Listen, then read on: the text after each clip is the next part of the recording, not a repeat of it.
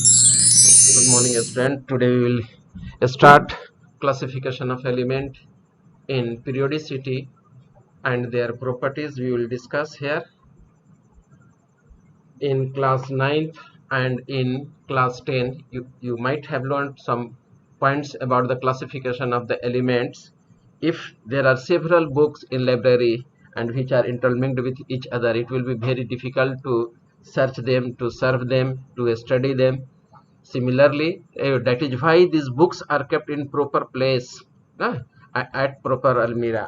तो उसमें रख डिफरेंट बुक्स को डिफरेंट प्लेसेज में रखने से होता क्या है, तो उसको पार्टिकुलर प्लेस पर रख ये आपको पार्टिकुलर प्लेस पर रहेगा तो निकाल के स्टडी करना आसान होगा. जैसे हम ही गए लाइब्रेरी में गए, वहाँ से केमिस्ट्री की बुक खोज रहे हो, सब मिक्स किया हुआ है. वहाँ पर फिजिक्स भी है, बायोलॉजी भी है, एसएसटी भी है, हिस्ट्री, ज्योग्राफी, जितना है सारा क्लास का एक ही जगह मिक्स है, तो उसको सर्च करना बहुत मुश्किल हो जाएगा.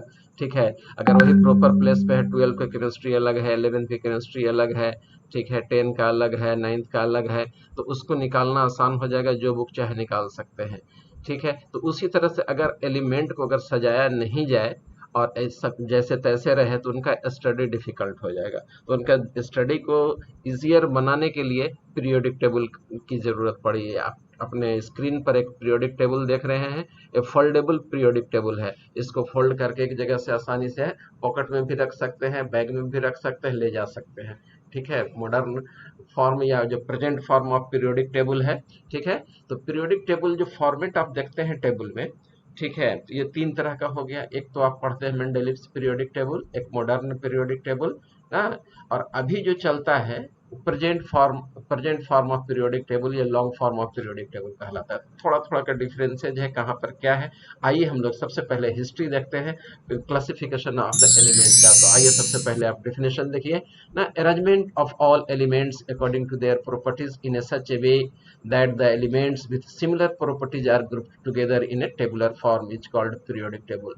एलिमेंट्स को सिमिलर प्रॉपर्टीज के आधार पर टेबुलेटेड फॉर्म में अरेंज कर देते हैं हम लोग. इस अरेंजमेंट को ही हम लोग पीरियोडिक टेबल कहते हैं. पीरियोडिक टेबल बनने में बहुत समय लगा. ठीक है, एक दिन में या 2 दिन में नहीं बना. कम से कम आपको मेंडेलिव्स और मॉडर्न पीरियोडिक टेबल आने में 7 ईयर्स लग गया था. तो सबसे पहले लेवॉइजर जो था वो क्लासिफाई कर दिया एलिमेंट को 2 कैटेगरी में. ठीक है, it was classified as metal and non metal. Metal और नॉन मेटल के फॉर्म में यह क्लासिफाई कर दिया. कौन? लेवॉइजर. लेवॉइजर का फोटो आप देख रहे हैं स्क्रीन पर ना. और क्यों क्लासिफाई किया, कैसे क्लासिफाई किया, आइए मैं इसको सबसे पहले एक्सप्लेन करता हूं. और आप जानते भी हैं, 8 वगैरह में पढ़े होंगे. ठीक है, मेटल्स यही ना है.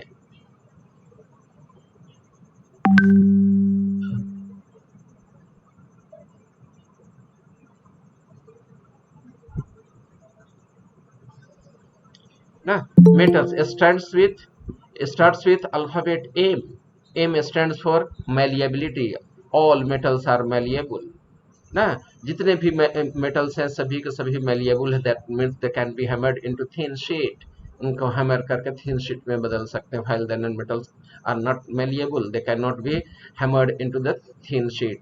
तो सबसे ज्यादा malleable मेटल जो होता है आपका गोल्ड और प्लेटिनम का नंबर आता है. ठीक है, M stands for melting point. Melting point of the metals are very high. ठीक है, while the melting point of the non-metals are low. तो सबसे ज्यादा मेल्टिंग पॉइंट जिस मेटल का है वो मेटल आपका टंगस्टन है, जिसको उल्फरम कहते हैं. डब्ल्यू उसका सिंबल होता है ना. एम के बाद जो दूसरा अल्फाबेट है वो आपका ई है. ई stands for electricity.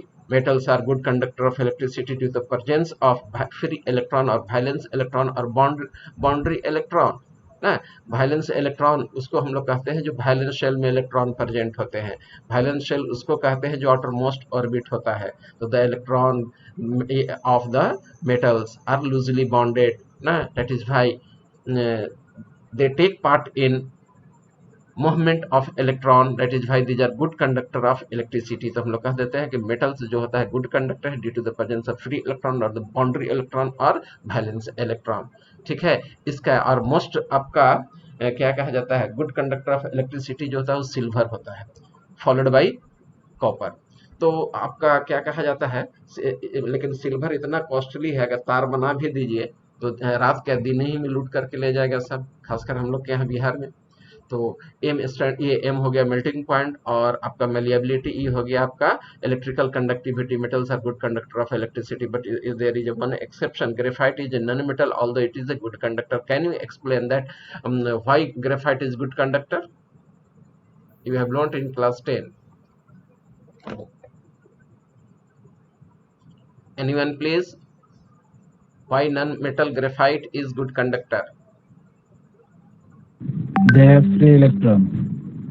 Then what is difference between the free electron of the metal and graphite? Your answer is absolutely right. Na? Graphite is good conductor due to the presence of free electron, but metal is also good conductor due to presence of free electron. But what is the difference between their electrical conductivity? Actually, metal is good conductor in elemental form, while the graphite is a good conductor in the form of compound. When one atom in graphite, यानी one carbon atom is attached with 3 different carbon atom, ठीक है, living behind 1 electron free, it is in molecular form, ठीक है, यही differences है दोनों के बीच में। मेटालिक ये electrical conductivity. E also stands for elasticity. All metals are elastic in nature except sulfur, plastic sulfur is also elastic in nature ना, ठीक है। अब आ जाइए T. T stands for tensile. Tensile means ductile. All metals are ductile ना, they can be drawn into the thin wire, और सबसे ज्यादा गोल्ड और प्लेटिनम होता है डक्टाइल में। ए स्टैंड्स फॉर एलोए ना, all metals form alloy. Why they form alloy? Because they do not react among themselves, while non-metals generally do not form alloy because they react among themselves. Non metal एक दूसरे से react कर जाते हैं, जिसकी वजह से आपको ये एलॉय का फॉर्मेशन नहीं करते हैं। लेकिन एक मेटल को दूसरे मेटल के साथ रख दीजिए, कहे के लिए वो रिएक्ट करेगा? नहीं करेगा। और specially D block elements take part in the formation of alloy. What is alloy? It is homogenous mixture of 2 और more metal, not the non metal. There is only one exception ना, जिसमें हम एक exception हम लोगों का है, जिसमें आपको कार्बन भी रहता है, ठीक है। तो आ जाइए एस एल वाई हो गया। अब आ जाइए L. L stands for lustrous. Metals are lustrous while non-metals are not lustrous, except in the case of the iodine, it also shows the lustrous property due to larger size, ठीक है। अब आ जाइए L stands for क्या कहा जाता है? L से और कुछ है? नहीं है, ठीक है। S stands for specific gravity. Specific gravity of the metal is high while the specific gravity of non-metal is low. S also stands for sonorous. Metal shows produces sound, a specific sound. They have a specific sound while the non-metals have no specific sound. They have no metallic sound. Metal में ton से ढन की आवाज होती है, लेकिन इसमें नहीं होता। S also stands for solid. Metals are generally solid except mercury ना। अगर क्वेश्चन पूछे कि which metal is liquid at room temperature, तो आंसर हो जाएगा mercury. But which metal is liquid, तब आंसर हो जाएगा मरकरी, सीजियम, ठीक है। ये दोनों आपका लिक्विड होता है। एबव द रूम टेम्परेचर आपका ये सीजियम भी लिक्विड में बदल जाता है। सर स्पेसिफिक ग्रेविटी कहने का मतलब क्या है सर? क्या चाहिए बेटा?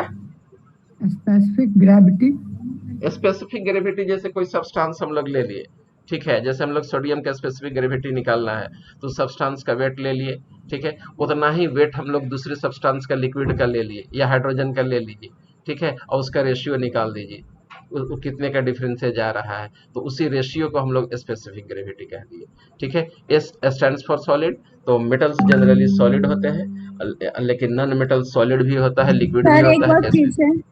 जैसे कोई सॉलिड सब्सटेंसेज है बेटा, जैसे हम लोग सोडियम का स्पेसिफिक ग्रेविटी ले रहे हैं, तो उसका हम लोग सॉलिड फॉर्म ले लिए, ठीक है। हाँ, सॉलिड को निकाल सकते हैं। हाँ, सॉलिड और लिक्विड का रेशियो मास से कंपेयर करा दिए, जो रेशियो आता है वही स्पेसिफिक ग्रेविटी कहलाता है, ठीक है। चलिए हम नेक्स्ट स्लाइड में स्पेसिफिक ग्रेविटी मेटल और नॉन मेटल जब पढ़ाने लगेंगे, ठीक है, तो वहां पर स्पेसिफिक ग्रेविटी वहां पर ले आऊंगा, मैं स्लाइड में ही इंट्रोड्यूस कर दूंगा उसको। आइए, तो metals have tendency to lose the electron ना। मेटल्स जनरली हाँ, ई के पास ही हमको बताना चाहिए था। ई से E also stands for electropositive character. Metals are good conductor. ये electropositive in nature, they have tendency to lose the electron, while non-metals are electronegative, और non-metals electron accept करने की tendency रखते हैं। और इसी आधार पर लेवॉइजर जो है मेटल को क्लासिफाई कर दिया दो कैटेगरी में, मेटल और नॉन मेटल में, but he fails to explain the position of metalloid which have both the properties of the metal and non-metal. ठीक है। insufficient to explain when a large number of elements were discovered, जब बहुत सारे element आ गए, ठीक है, तब यह आपका क्लासिफिकेशन जो था आपका पीरियोडिक टेबल का लेबुहाइजर का मेटल और नॉन मेटल वाला फेल करने लगा। इवन ये फेल कर गया आपको मेटल वाइट के केस में कि उसको कहाँ रखे हम लोग, आ जाइए। इसके बाद प्रॉट्स आया। प्रॉट्स का कहना था कि जितने भी एलिमेंट हैं वो सभी हाइड्रोजन या हाइड्रोजन लाइक एलिमेंट से मिलकर के बने हुए होते हैं। एक्चुअली डाल्टन और रदरफोर्ड के बाद ये कंसेप्ट दिए थे, ठीक है। जैसे फंडामेंटल यूनिट एटम हो गया, तब कहे कि एटम में सबसे सिंपलेस्ट एटम हाइड्रोजन होगा, जिसको वो प्रोटाइल वर्ड किया। The hydrogen atom was the only truly fundamental object which he called protyle. Hydrogen को क्या कह दिया, प्रोटाइल का। इनका कहना था कि जितने भी एलिमेंट हैं वो हाइड्रोजन या हाइड्रोजन के एटॉमिक मास के मल्टीपल होंगे। जैसे हीलियम तो 2 हाइड्रोजन से मिलकर बना होगा, लिथियम 3 हाइड्रोजन से मिलकर के बना होगा, इस तरह से वो बताए। तो हीलियम ही 4 हाइड्रोजन हो जाएगा, एटॉमिक मास उसका 4 है, हाइड्रोजन का 1 है, तो हीलियम 4 हाइड्रोजन से मिलकर के बन जाएगा, ठीक है। कार्बन 12 हाइड्रोजन से मिलकर के बन जाएगा। लेकिन he fails to explain in the case of the fractional atomic weight. जैसे क्लोरीन का एटॉमिक मास 35.5 है, स्ट्रोंटियम का 87.6 है, ठीक है। तो हाफ एटम तो एग्जिस्ट करता नहीं है, तो आधा हाइड्रोजन कैसे हम लोग लेंगे, यहीं पर ये फेल कर गए प्रॉट्स, ठीक है। नेक्स्ट आया आपको, अच्छा जरूरत क्यों पड़ी need of classification of the elements, ये मैं बता दिया। With the help of classification we are able to do systematic study of the vast variety of element in the organised way. Genesis of periodic classification अब हम लोग देखने जा रहे हैं। नेक्स्ट है आपका डोबर्नियर्स लॉ ऑफ ट्राइएड्स, तो ये आप 10 में भी पढ़े हुए हैं। डोबर्नियर्स किए क्या कि मास के आधार पर increasing order of atomic weight सजा दिए और 3-3 के ग्रुप में एलिमेंट्स को सजा दिए, जिसको ट्राइएड्स कहे ये ना, जैसे लिथियम, सोडियम और पोटासियम। तो इनका कहना था कि अगर लिथियम और पोटासियम का एटॉमिक वेट मालूम हो तो सोडियम का एटॉमिक वेट निकालना आसान होगा। कैसे निकालेंगे, तो दोनों का मीन निकाल दीजिए, मीन मतलब एवरेज निकाल दीजिए। एवरेज निकाल दीजिएगा तो ये क्या हो जाएगा, इसका एटॉमिक वेट निकल जाएगा। जैसे लिथियम का कितना होता है एटॉमिक वेट, 7, ये हो गया 39, 39 और 7 कितना हो गया 26, 26 का एवरेज कितना आ जाएगा, 2 से डिवाइड कर दीजिए 23, तो इसका मास नंबर कितना हो गया 23 आ गया, निकल गया। उसी तरह से क्लोरीन और ब्रोमीन के एटॉमिक मास अगर मालूम हो तो ये क्लोरीन और आयोडीन का एटॉमिक मास मालूम हो तो ब्रोमीन का एटॉमिक मास निकालना आसान हो जाता है, ठीक है। तो इन दोनों का हम लोग सम कर देंगे और 2 से डिवाइड कर देंगे, ब्रोमीन का निकल जाएगा। तो यही ट्राइएड्स है इनका ना। उसी तरह से सल्फर, सेलेनियम और टेल्यूरियम, तो सल्फर और टेल्यूरियम का अगर हम लोग को मालूम है तो सेलेनियम का निकालना आसान होगा, ठीक है। इस तरह से ये ट्राइएड्स बनाए थे। लिमिटेशन इनका क्या है, he could not classify all the elements, सभी एलिमेंट्स को ये क्लासिफाई करने में सक्सेस नहीं हुए। All elements can not be arranged in triads, not applicable to D and F block element. और डी और एफ ब्लॉक एलिमेंट में एक भी एग्जाम्पल ये नहीं दे पाया, सज हो भी नहीं पाएगा, जिससे हम लोग मिडिल एलिमेंट का एटॉमिक मास निकाल सकें। आइए न्यूलैंड ऑक्टेव्स रूल, तो ये 10 में अभी पढ़े हुए। ये किए क्या कि एलिमेंट्स को increasing order of atomic mass में सजाए। तो इनसे हुआ क्या, उस वक्त लेकिन नोबल गैस का डिस्कवरी नहीं हुआ था, तो आपका ईच एलिमेंट की प्रॉपर्टी जो था 8th एलिमेंट से मिलता जुलता था। तो जिस तरह से म्यूजिकल नोट्स में सारेगामापा में, या इंग्लिश में कहिए फासोलाती, डोलोमाती फासोलाती ऐसी कुछ है, ठीक है। तो उसमें ये जिस तरह से म्यूजिकल नोट में पहला नोट जो होता है 8th नोट से मिलता जुलता है, ठीक है, सेम प्रॉपर्टी शो करता है। उसी तरह से अगर एलिमेंट को 8th ग्रुप में अरेंज कर दिया जाए तो पहला एलिमेंट की प्रॉपर्टी 8th एलिमेंट के प्रॉपर्टी से मिलता जुलता होगा। यही न्यूलैंड्स ऑक्टेव रूल है। आइए इसका टेबल आपको दिखलाते हैं ना। जैसे यहाँ ये आप ले लीजिए लिथियम, तो लिथियम ले लिए तो 1 2 3 4 5 6 7 8 आ गया। तो लिथियम की प्रॉपर्टी सोडियम से मिलता जुलता है, दोनों अल्कली मेटल है, ठीक है। अब आप ये बेरिलियम ले लीजिए तो 1 2 3 4 5 6 7 8, बेरिलियम और मैग्नीशियम की प्रॉपर्टी मिलती जुलती है। उसी तरह से अगर फ्लोरीन लेते हैं तो 1 2 3 4 5 6 7 8, तो देखिए फ्लोरीन और क्लोरीन की प्रॉपर्टी मिलती जुलती है ना, मतलब कि ये दोनों के दोनों हैलोजन है। तो ये न्यूलैंड का था, लेकिन उनके समय में आपको इनर्ट गैसेज का खोज नहीं हुआ था। लेकिन आजकल अगर आप देखें तो 18th कॉलम है अब 8 के पहला और 8th की प्रॉपर्टी नहीं मिलेगी, अब पहला और 18 की प्रॉपर्टी जाकर के मिलेगी। ठीक है, अगर हम लोग सोडियम मिलेंगे तो 18th एलिमेंट जो होगा उसका पोटासियम हो जाएगा, उससे उस प्रॉपर्टी अपना शो करने लगेगा। ठीक है, तो ये न्यूलैंड्स ऑक्टेव रूल भी फेल कर गया आपका ना। Newlands Octave seems to be true only for elements up to calcium. If d block elements are included, then there is differences of 18 elements instead of 8 elements. अब आ जाइए इसके बाद लूथर मेयर कर्व आया। ये आपको 10 में नहीं पढ़ा था, नहीं पढ़े होंगे आप लोग। लूथर मेयर किए क्या कि आपको कर्व प्लॉट कर दिए, मतलब ग्राफ प्लॉट कर दिए। किसके किस में प्लॉट किए तो एटॉमिक वॉल्यूम ले लिए। क्या ले लिए आपको एटॉमिक वॉल्यूम ले लिए और एटॉमिक मास ले लिए एलिमेंट का, और दोनों के बीच में क्या कहा जाता है ग्राफ प्लॉट कर दिए इस तरह से। ठीक है, तो टोटल 6 कर्व आए। कितने कर्व आए 6 कर्व आए। देखिए यहाँ पर पहला कर्व, दूसरा, तीसरा, चौथा, पांचवा, छठा। 6th कर्व की तरफ जितने भी रेडियो एक्टिव एलिमेंट्स थे सभी के सभी 6th कर्व की तरफ आए।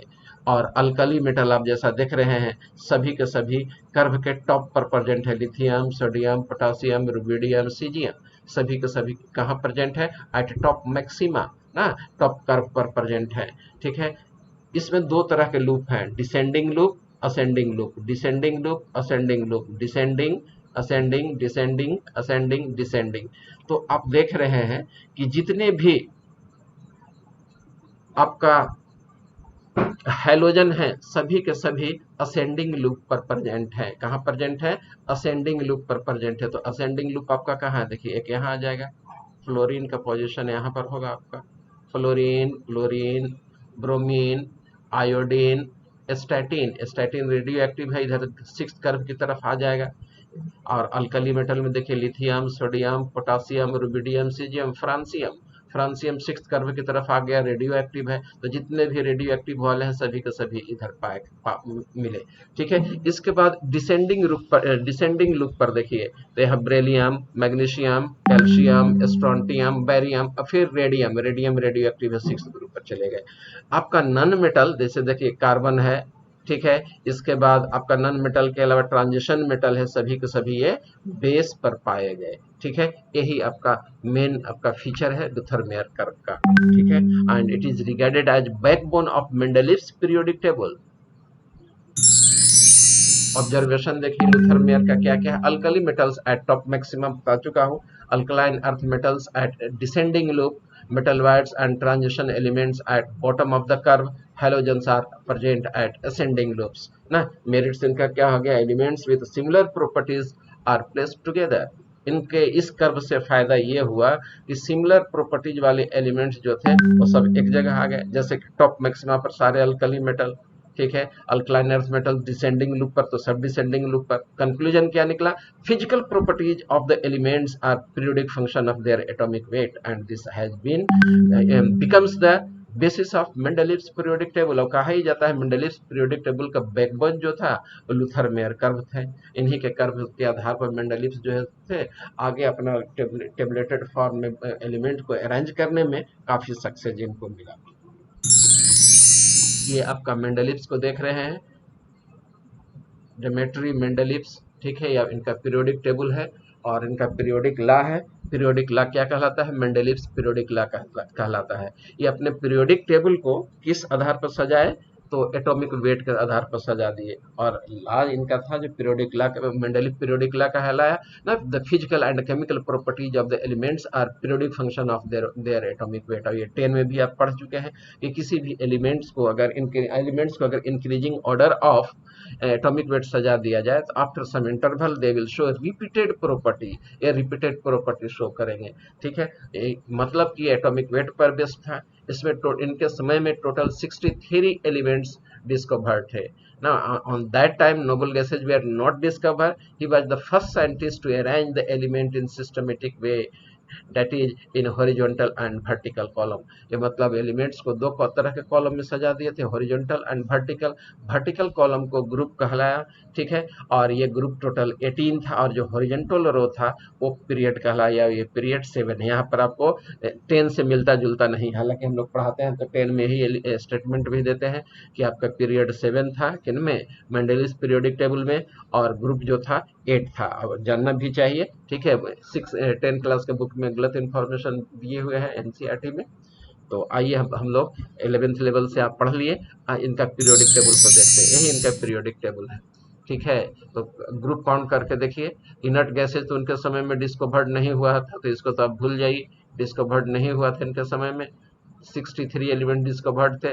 ये फर्स्ट ग्रुप हो गया, ये 2, ये थर्ड, ये फोर्थ, फिफ्थ, सिक्स, सेवेंथ और 8th ग्रुप जो था इनका, इसमें 3 आपका वर्टिकल कॉलम थे ना, जिसमें आपका आयरन, कोबाल्ट और निकल रखा हुआ था, ट्रांजिशन एलिमेंट हम लोग कहते हैं। तो टोटल 8 ग्रुप हो गए। अब इनका पीरियड को काउंट कीजिए। 2 तरह के कॉलम है, एक तो इस तरह से वर्टिकल कॉलम है, और देखिए एक हो गया हॉरिजॉन्टल। हॉरिजॉन्टल वाला कौन है, देखिए ये हो गया आपका हॉरिजॉन्टल, 1, 2, ये हो गया आपका 3, ये हो गया आपका 4, ये हो गया 5, ये हो गया 6 और ये हो गया 7। तो टोटल पीरियड इनमें भी कितने थे, 7 थे, मेंडेलिफ में भी। ठीक है, और कि इनका सबसे बड़ा मेरिट ये था कि जहां पर इनको कोई एलिमेंट का डिस्कवरी नहीं हुआ था उसका जगह खाली छोड़ दी। अब प्रिडिक्शन किए कि भविष्य में वहां एलिमेंट आएगा और उसका एटॉमिक मास जो होगा यही होगा। यहाँ तक कि कुछ एलिमेंट्स का एटॉमिक मास जो था गलत था इनके समय तक। तो ये कुछ एलिमेंट का आपको एटॉमिक मास भी सुधारे ना, वैलेंसी इंटू इक्विवेलेंट वेट से मल्टीप्लाई करके सुधार दिए। किसका सुधार है उसका नेक्स्ट स्लाइड में मैं आपको एग्जाम्पल दूंगा। इनका ये सब मेरिट था। और ये एलिमेंट्स को मतलब ग्रुप को 2 कैटेगरी में क्लासिफाई कर दिए थे, सब group A and sub group B. ठीक है, इसमें सब ग्रुप ए और सब ग्रुप बी आपको नहीं दिखाया गया है, लेकिन एलिमेंट्स आर केप्ट। ठीक है, लेकिन एलिमेंट्स उसी हिसाब से रखा हुआ है।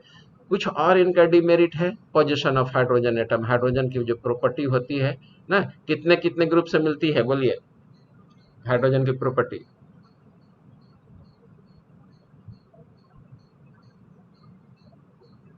हाँ जी, कोई बोलो, हाइड्रोजन की प्रॉपर्टी किस किस ग्रुप से मिलती है, 10 में पढ़े हो।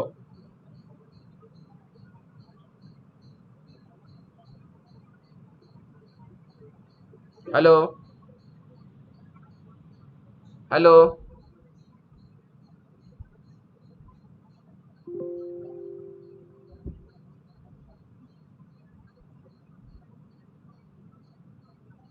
हाँ जी बेटा जी, बोलिए। अभिषेक राज, आप बताइए हाइड्रोजन की प्रॉपर्टी किस किस ग्रुप से मिलती जुलती है।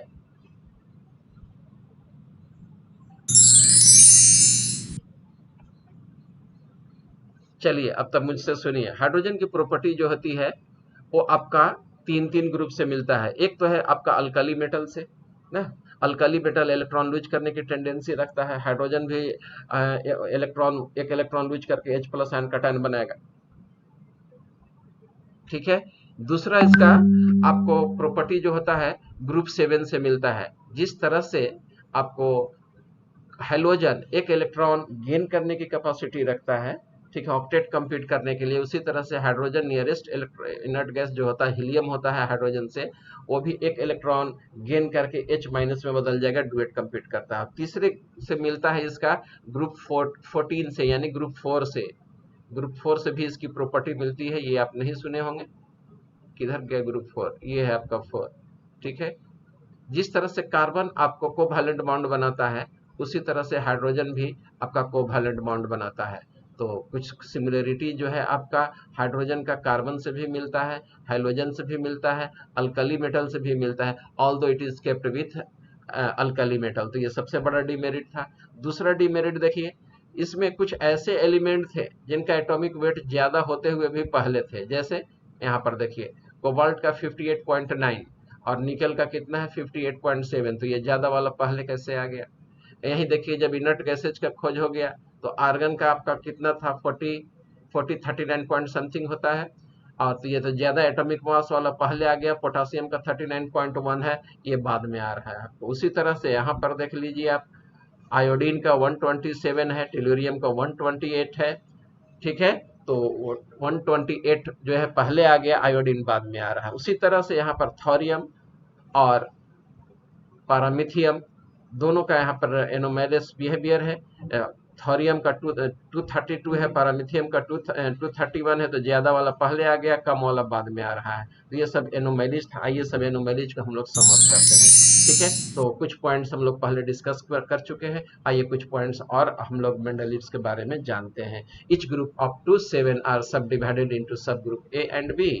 ए sub groups are called representative element and sub group B are called transition element. और हम लोग जो सब ग्रुप बी कहाँ पर देखे थे, 8th कॉलम में देखे थे ना, उसमें ट्रांजिशन एलिमेंट्स कहलाए। 8 groups consist of 9 elements in 3 rows. These are called transition metal groups. The elements belonging to same group exhibit similar properties. एक ग्रुप में जितने भी एलिमेंट्स थे वो सिमिलर प्रॉपर्टीज शो करते थे। ठीक है, साकिब किचन में शायद बिल्ली गई, बेटा दूध पी जाएगी। हाँ, आइए इसका हम लोग एडवांटेज देखते हैं, क्या क्या एडवांटेज है। Study of elements becomes easy as are grouped with similar properties ना। प्रॉपर्टी सिमिलर प्रॉपर्टीज के आधार पर एलिमेंट्स को जब सजाया तो एक ग्रुप में जो एलिमेंट्स आए वो सेम तरह के प्रॉपर्टी शो कर रहे थे। ठीक है, तो इससे क्या हुआ आपका कि स्टडी करने में आसानी हो जाएगा। And he predicted new elements, blank space was left and his prediction becomes true. जैसे स्कैंडियम, स्कैंडियम को इन्होंने एक बोरॉन का नाम दिया था, बाद में उसका नाम स्कैंडियम दिया गया हुआ। ठीक है, और उसका खोज हुआ, अब सही जगह वही जगह पाया जहां पर इनका ये जगह छोड़े थे। गैलियम को इन्होंने एका एल्युमिनियम बताया था, और जर्मेनियम को इन्होंने एका सिलिकॉन नाम दिया था। टेक्नेटियम को एका मैंगनीज कहे थे, बाद में वह टेक्नेटियम के नाम से जाना गया। आ जाइए, also describe some of their general physical properties, these elements were discovered later. ठीक है, correction of doubtful atomic weight, तो कुछ ऐसे एलिमेंट्स है जिनका एटॉमिक वेट जो था वो डाउटफुल था, तो एटॉमिक वेट बराबर वैलेंसी इंटू इक्विवेलेंट वेट, इससे वो इन सब एलिमेंटों का आपका एटॉमिक वेट में करेक्शन किए, जैसे uranium, beryllium, indium, aureum, platinum ना, ये सब का एटॉमिक वेट में ये करेक्शन किए। डिसएडवांटेज आप पढ़ चुके हैं ना, position of hydrogen atom. Hydrogen, properties of hydrogen is similar to that of alkali metal, carbon family and halogen, although it is placed with alkali metal। अभी भी डिमेरिट बना हुआ है, मॉडर्न पीरियडिक कहिए या present form of periodic table कहिए। ठीक है, मेटल्स एंड हेलोजन इज, हाँ चलिए तो मैं बता ही दिया। आइए disadvantage of Mendeleev's periodic table हम लोग देखने जा रहे हैं, तो कुछ तो मैं चर्चा कर दिया हूँ और कुछ चर्चा करने जा रहा हूँ।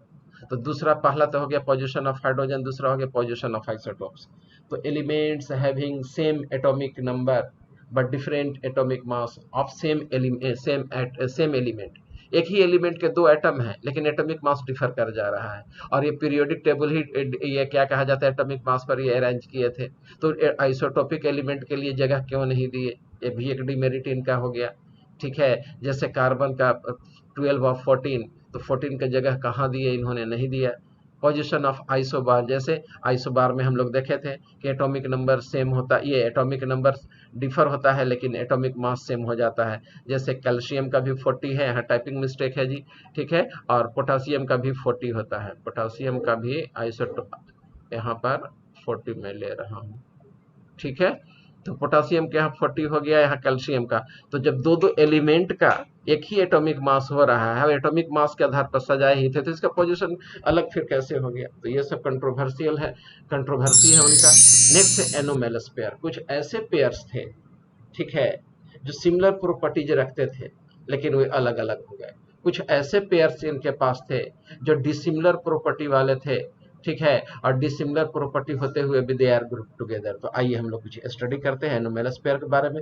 There are some elements which did not follow the increasing order of atomic weight ना, जैसा कि मैं आपको जब पीरियोडिक टेबल इनका निकाला था कि इनका मेंडलीव का, तो उसमें देखे थे आप आर्गन का 40 के आसपास था, तो ये 39.9 है आर्गन का, और पोटासियम का 39.1 हो गया। तो ये ज्यादा एटॉमिक मास वाला पहले क्यों आ गया। उसी तरह से टेलुरियम का 127.5 है, आयोडीन का 127 है। उसी तरह से थोरियम और इसका पीए का अलग अलग है, इसका ज्यादा है और इसका कम है। ठीक है, उसी तरह से कोबाल्ट और निकेल का, कोबाल्ट का 58.9 है, निकेल का 58.6 है, ज्यादा वाला पहले कैसे आ गया। some similar elements were placed in different group. कुछ ऐसे एलिमेंट्स थे जिनका सिमिलर प्रॉपर्टी था लेकिन अलग अलग ग्रुप में डाल दिया गया, जैसे प्लेटिनम और गोल्ड ना, दोनों का सिमिलर प्रॉपर्टीज है लेकिन इनको एट्थ ग्रुप में रख दिया गया और इसको 1B ग्रुप में रख दिया गया। ठीक है, अब आ जाइए कुछ ऐसे एलिमेंट्स हैं जैसे कॉपर और मरकरी। ठीक है, तो वही है, सिमिलर प्रॉपर्टीज वाले हैं। कॉपर की प्रॉपर्टीज है इस मरकरी से मिलती जुलती है। ठीक है, क्यों मिलती जुलती है? इसमें 3D10 होता है, इसमें भी 3D10 होता है। ठीक है, अब आ जाइए सिल्वर और थैलियम का, इसको 1B में रखा गया, इसको 2B में रखा गया, जबकि दोनों की प्रॉपर्टी मिलती जुलती है। अब आ जाइए dissimilar elements are grouped together. अब जैसे देखिए अल्कली मेटल में आ जाइए, तो अल्कली मेटल में lithium, sodium, potassium, rubidium, caesium आ गया। और क्वाइनेज मेटल, इसको क्वाइनेज मेटल हम लोग कहते हैं, CuAgAu हो गया, ये 1A है, आपको ये 1B है। ठीक है, इसमें हम लोग देख रहे हैं क्या कि दोनों के डिसिमिलर एलिमेंट्स दोनों को एक ही ग्रुप में रख दिया गया। ये आपका हाईली इलेक्ट्रोपॉजिटिव एलिमेंट है, पानी में डाल दीजिए आग लगा देगा, पानी में डाल दीजिए कुछ नहीं होगा। तो सोडियम जो हो गया ये ब्रिजिंग एलिमेंट कहलाता है, दोनों को एक दूसरे को जोड़ रहा है इसलिए ब्रिज कह दिए, ये ब्रिज कह दिया, दोनों को जोड़ने वाला है इसलिए। ठीक है, तो दोनों की प्रॉपर्टी जो होती है डिसिमिलर है, फिर भी दोनों को एक ही ग्रुप में डाल दिए। cause of periodicity, Mendeleev did not explain the cause of periodicity among the element के बीच में क्यों सिमिलर प्रॉपर्टीज आ रहा है, it was not explained by Mendeleev। ठीक है, it was not clear that lanthanoids and actinoids are related with which group, whether it is related with third A or third B। इनके समय में जब lanthanide actinide आया तो ये explain नहीं कर पाए कि आपको ये थर्ड ए से होगा या थर्ड बी से होगा। ठीक है, बस एक जगह रख करके छोड़ दिए।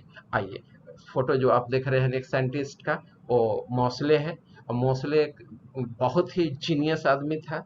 ठीक है, ये किया क्या कि इलेक्ट्रॉन लिया और उसको डिफरेंट मेटल से स्ट्राइक कराया। तो आप जानते हैं कि when the electron will move with fast velocity and will strike with the hard metal sheet, then it will produce X-ray ना, रंजन जिसका खोज किया था। तो डिफरेंट मेटल पर स्ट्राइक करा के डिफरेंट ये आपको एक्सरे प्रोड्यूस कराए और एक्सरे का फ्रीक्वेंसी ले लिए और एटॉमिक वेट और एटॉमिक नंबर से एक ग्राफ प्लॉट कर दिए। ठीक है, तो एटॉमिक नंबर का जो ग्राफ था स्ट्रेट लाइन आया। इट इज मोर एक्सप्लेनेटरी, जिसको एक्सप्लेन किया जा सकता है, but the plot between atomic weight and frequency of the X-ray is zigzag, this like that, which is not explanatory। कैसे इसको एक्सप्लेन करेंगे, नहीं आसान है, और ये आसान था, इसीलिए क्या कंक्लूजन निकला, atomic number is more fundamental than atomic weight. Atomic number जो है एटॉमिक वेट से ज़्यादा फंडामेंटल है, प्रूफ कर दिए। लेकिन अनफॉर्चुनेटली ये 27 ईयर्स की उम्र में एक्सपायर कर गए, इनको गोली मार दिया गया था। हुआ क्या था कि उसी वक्त आपको फर्स्ट वर्ल्ड वार हुआ, तो फर्स्ट वर्ल्ड वार में इंग्लैंड जो है से एक पार्टिकुलर जगह पर आक्रमण कर दिया। तो ये साइंटिस्ट थे, ठीक है, साइंटिस्ट थे, अपना लैब में काम करते रहते थे, तो ये अपना चार्ज जो है से लेबोरेटरी के वॉलंटियर को दे दिए। ठीक है, जो वो आर्मी से ही रिलेटेड थे उन लोग को अपना हैंड ओवर किए, और इनको जो है से कम्युनिकेशन डिपार्टमेंट थमा दिया गया, पकड़ा दिया गया कि आप जो है से कम्युनिकेशन डिपार्टमेंट का इंचार्ज हैं, इसको कंट्रोल कीजिए, कैसे कम्युनिकेट कीजिएगा मैसेज आर्मी को और गवर्नमेंट को आप जानिए। ठीक है, तो उसी दरमियान जो है से इनको शॉर्ट डेड कर दिया गया, अपने डिपार्टमेंट में ही गोली मार दिया गया। अदरवाइज इनके बारे में कहा जाता है कि अगर 2-4-5 साल भी अगर ये जिंदा रह जाते तो फिजिक्स के नोबेल प्राइज इनको मिल गया होता। ठीक है, तो बहुत ही जीनियस आदमी था ये, और ये कहे कि नहीं, अब एटॉमिक नंबर के आधार पर पीरियोडिक टेबल को अरेंज करना ज़्यादा सही रहेगा, और काफ़ी हद तक ये काम भी किए। लेकिन उसी समय इनका डेथ भी हुआ, और ये काम भी किए थे, बोर उस समय थे, तो बोर का कंट्रीब्यूशन फिर ज़्यादा हो गया। मोस्ले का भी तो कंट्रीब्यूशन है ही, और इनसे ज़्यादा कंट्रीब्यूशन मोस्ले का रहा, और दोनों मिला करके एक पीरियोडिक टेबल दिए। उस पीरियोडिक टेबल का नाम पड़ा मोस्ले पीरियोडिक टेबल, या बोर्स पीरियोडिक टेबल, या मॉडर्न पीरियोडिक टेबल। हाँ जी, तो कुछ जो ग्राफ था, एक और ग्राफ ये प्लॉट किए फ्रीक्वेंसी और एटॉमिक नंबर के आधार पर, तो स्ट्रेट लाइन ये मिला। ठीक है, उसी के आधार पर ये एक फॉर्मूला दे दिए ना, square root of nu is equal to A Z minus B, where A is proportionality constant, B is screening constant, और इस तरह के ये ग्राफ आया था। और ये स्क्रीनिंग कांस्टेंट क्या होता है मैं आगे पढ़ाऊंगा आपको। आइए मॉडर्न पीरियोडिक टेबल हम लोग देखने जा रहे हैं। इसको मोसलेज पीरियोडिक टेबल भी कहा जाता है, बोर्स पीरियोडिक टेबल भी कहा जाता है, long form of periodic table कहा जाता है। मोस्ट कंट्रीब्यूशन जो था इसमें बोर्स का माना जाता है। लगभग 7 ईयर्स लग गया था इनको मॉडर्न पीरियोडिक टेबल तैयार करने में। मॉडर्न पीरियोडिक टेबल ना तो एक पर्टिकुलर लॉ से गवर्न होता है, और that very law is known as modern periodic law at the which state that the physical and chemical properties of the elements are periodic function of their atomic weight, atomic number. ठीक है, मतलब कि when the elements are arranged in increasing order of their atomic number, then after some interval repeated properties of the elements are found। ठीक है, इसी को periodicity कह दिए। ठीक है, कुछ आइए कुछ साइंटिस्ट से मैं आपको अवगत कराता हूँ। ग्रैंडफादर ऑफ मॉडर्न केमिस्ट्री हम लोग वर्नर को कहते हैं ना। वर्नर का कंट्रीब्यूशन इनऑर्गेनिक केमिस्ट्री में हालांकि था, और वो एक लॉ दिया था, थ्योरी दिया है। वर्नर्स थ्योरी हम लोग पढ़ते हैं, 12th में पढ़िएगा आप लोग भी। ठीक है, और फादर ऑफ मॉडर्न केमिस्ट्री लेबोइजर वही मेटल नॉन मेटल क्लासीफाई किया था। ठीक है, इसलिए फादर ऑफ मॉडर्न केमिस्ट्री कहा जाता है। फादर ऑफ केमिस्ट्री जो है आपका वान टॉफ है, इसका कंट्रीब्यूशन ऑर्गेनिक केमिस्ट्री में है। ठीक है, और ये हाइब्रिडाइजेशन के कंसेप्ट में इनका योगदान था वान टॉफ का। Van't Hoff and Le Bel they got Nobel prize for the discovery of और इन्वेंशन ऑफ हाइब्रिडाइजेशन, तो इसीलिए इनको फादर ऑफ केमिस्ट्री कहा जाता है वान टॉफ को। आइए हम लोग मॉडर्न पीरियोडिक के कुछ फीचर्स पढ़ते हैं। पर it was proposed by Mosle based on atomic number. इसमें 9 वर्टिकल कॉलम थे जिसको हम लोग ग्रुप कह दिए। कितने कॉलम थे? 9 वर्टिकल कॉलम थे जिसको हम लोग ग्रुप कर दिए ना। तो 1 से लेकर के 8 तक ग्रुप हो गया, 8 हो गया। और 9वां ग्रुप जो था इनर्ट गैस का खोज हो चुका था, तो 9वां ग्रुप आ गया। तो उसमें मॉडर्न पीरियोडिक टेबल की अगर बात करें तो 9 ग्रुप होगा, लेकिन अभी जो present form of periodic table है उसमें 18 ग्रुप हो जाएगा। सबको अलग अलग कर दिया गया है। ठीक है, बहुत पुराने राइटर के किताब पढ़िएगा तो उसमें 16 ग्रुप माना है, क्योंकि 8 में 3 कॉलम है, तीनों को एक ग्रुप माना जाता है। लेकिन अब जो है इंटरनेशनल यूनियन ऑफ ये IUPAC के आधार पर, international union of pure and applied chemistry के आधार पर अगर लेते हैं तो उसका रिकमेंड किया हुआ है कि नहीं 18 कॉलम होगा। ठीक है, और 18 कॉलम को ही 18 ग्रुप कहेंगे। ठीक है, तो ये हो गया अभी present form of periodic table. लेकिन ये मॉडर्न पीरियोडिक जो टेबल था उसमें 9 ही ग्रुप था, याद रखेंगे। Inert gas was introduced by Ramsay periodic table, और रामसे बाद में जो है इंट्रोड्यूस किया पीरियोडिक टेबल भी, इसीलिए 9 वर्टिकल कॉलम हो गया। ठीक है, 7 horizontal rows were called period. इसमें वो उतना ही रो थे जितना कि मंडलीफ में थे, और पीरियड कहलाए। प्रेजेंट फॉर्म या long form of the periodic table also known as Bohr Bury, Rang and Werner's periodic table. अभी जो हम लोग प्रेजेंट फॉर्म देखते हैं पीरियोडिक टेबल ना, वह वर्नर का दिया हुआ है, और उसमें रैंग, बोर और बरी इस सब का कंट्रीब्यूशन है, इसलिए इस टेबल को हम लोग कहते हैं Bohr Bury, Rang and Werner's periodic table. चलिए आइए अब हम लोग देखते हैं periodic table, long form of periodic table को। ठीक है, तो देखिए ये इस तरह से जो हॉरिजॉन्टल रो है, ठीक है, इसको हम लोग कह दिए लॉन्ग, ये पीरियड, ये दूसरा पीरियड हो गया, ये आपका तीसरा पीरियड हो गया, ये आपका चौथा पीरियड हो गया, पांचवा पीरियड, ये देख रहे हैं आप 6th पीरियड, ये हो गया आपका 7th पीरियड। हॉरिजॉन्टल रो 7th हो गया। और यहाँ से काउंट कीजिए तो यहाँ से टोटल 18 कॉलम है आपको। ठीक है, तो 18 कॉलम मिला करके 18 ग्रुप के बराबर हो गया। तो जो वर्टिकल कॉलम था इसी को तो हम लोग ग्रुप कहते हैं।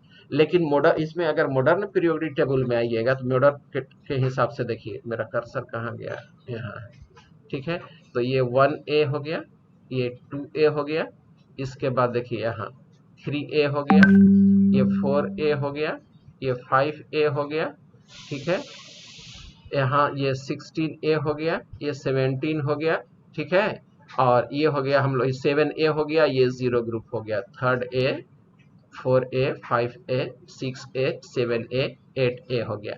अब आ जाइए आप इधर 3rd B, 4B, 7B, 6B, 7B। ठीक है, और 8th में सब ग्रुप A और B नहीं होता है, याद रखिएगा।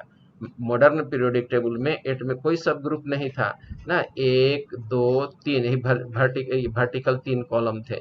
ठीक है, इसके बाद 1B, 2B।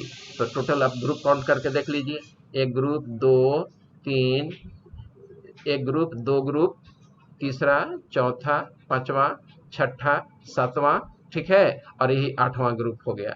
तो 8वां ग्रुप हो गया, और एक ग्रुप आपका 8 वाला हो गया, टोटल 9 हो गया आपका मॉडर्न पीरियोडिक टेबल में। लेकिन लॉन्ग फॉर्म में काउंट करके देखिए, यहाँ से 18 होगा, 1 2 3 4 5 6 7 8 9 10 11 12 13 14 15 16 17 18। यहाँ पर थोड़ा सा काउंटिंग मिस्टेक, ये आपका राइटिंग मिस्टेक है, ठीक है। कैसे राइटिंग मिस्टेक हो, देखिए यहाँ 13 होना चाहिए, यहाँ क्या होगा आपका, ये 13 होगा, ये 14 होगा, ये 15 है, ये 16 है, ये आपका 17th ग्रुप है, और ये 18th ग्रुप है।